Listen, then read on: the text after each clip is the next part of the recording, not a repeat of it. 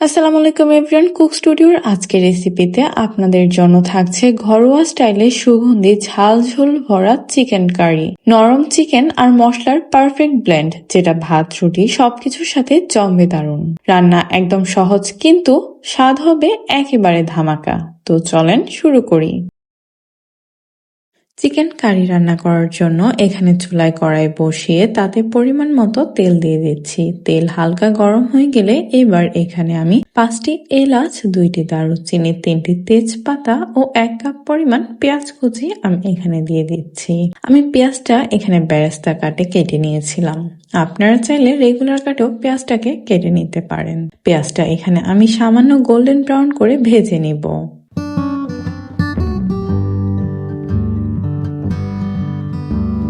পেঁয়াজটা যখন golden brown করে ভাজা হয়ে যাবে, তখন এখানে আমি 1 টেবিল চামচ পরিমাণ আদা বাটা, 1 টেবিল চামচ পরিমাণ রসুন বাটা, 1 টেবিল চামচ পরিমাণ লাল মরিচের বাটা ও স্বাদ মতো লবণ আমি এখানে দিয়ে দিচ্ছি।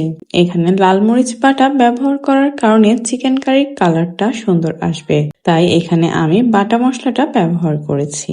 এবার এখানে এই মশলাটাকে আমি ততক্ষণ পর্যন্ত কষিয়ে নিব যতক্ষণ না পর্যন্ত মশলার কাঁচা গন্ধ চলে যায়।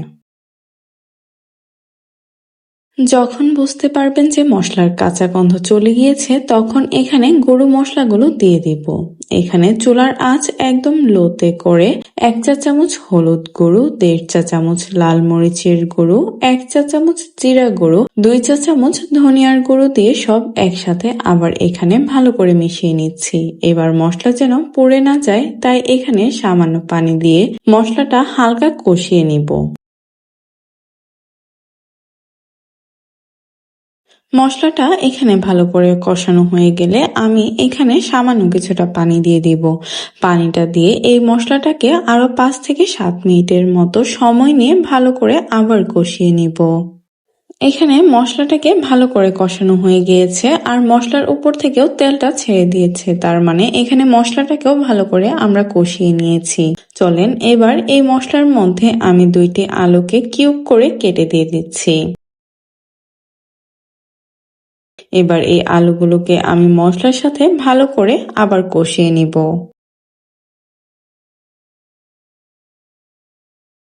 আলু এবং মশলা একসাথে ভালো করে কষানো হয়ে গেলে এবার এখানে আমি চিকেনটা দিয়ে দিচ্ছি। এখানে আমি প্রায় 700 গ্রাম চিকেন ব্যবহার করেছি। এবার এই চিকেনটাকে আমি মশলার সাথে ভালো করে কষিয়ে নিচ্ছি।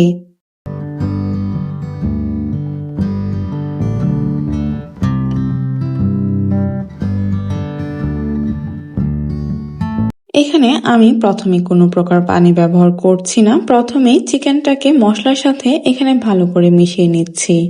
মশলার সাথে এখানে চিকেনটাকে ভালো করে কষানো হয়ে গেলে এবার এখানে আমি সামান্য কিছুটা পানি দিয়ে দিব, যেন মশলাটা পুড়ে না যায়। এখানে অল্প কিছুটা পানি দিয়ে আমি এই চিকেনটাকে ঢেকে প্রায় 15 মিনিটের মতো এখানে কষিয়ে নিব।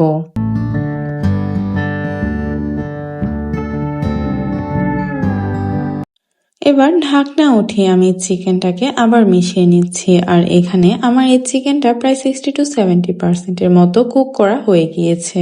এবার এখানে আমার যে পরিমাণ ঝোল প্রয়োজন সেই পরিমাণ গরম পানি আমি এখানে দিয়ে দিব।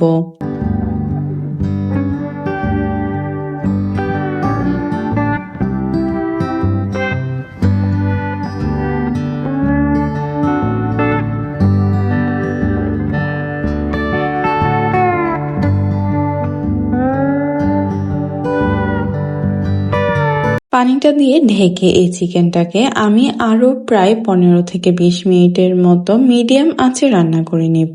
এই পর্যায়ে দেখতেই পাচ্ছেন আমার চিকেনটা কুক করা হয়ে গিয়েছে। চলেন এবার এই চিকেন কারিটাকে কুক স্টুডিও স্টাইলে পরিবেশন করে নেই।